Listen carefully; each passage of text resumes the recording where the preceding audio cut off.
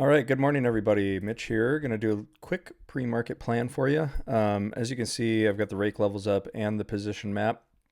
Not a lot of confluence except for this 74.65 strike, and I would say the 73.60.55 strike much lower. In between these levels, I don't know have as much validity based on what I see, so I'm just going to cover what I see from here on out. You've got these ranges on the day. We do have a pretty broad straddle if we were to open right here. It's about 45 points. So I think you can see there is the potential to really range today if we get some movement. I think we are at a very difficult spot.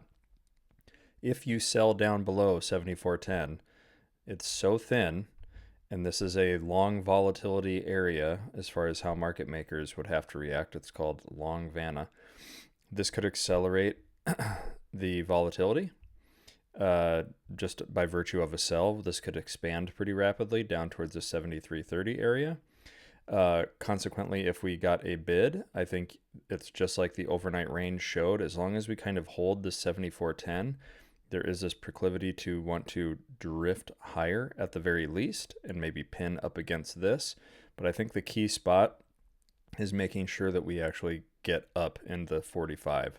This is where things might slow down. I don't think the positioning is so heavy that it should outright reject us straight back down to the range.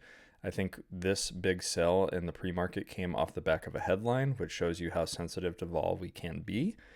But I think if you actually get a decent bid, maybe we run up a little bit higher in the open, you can potentially open the door to go higher. From there, you'll see we have this huge magnetism of these dealer longs way up above spot. I don't know that those are actually in play today. That would be a monster move, even off the back of strong NVIDIA earnings. NVIDIA's down. So do you actually see that reverse at the open? Time will tell. But I think I'd be looking at this like 7,500-ish on ES as kind of like my top call if I was going to get one, if I actually thought we were going to get that break up and above where we are currently. It's entirely possible. I think it's just the danger on the day is if you do get some forced selling and we get stuck down below 74.10, you can really go quite deeply before you find another supportive area.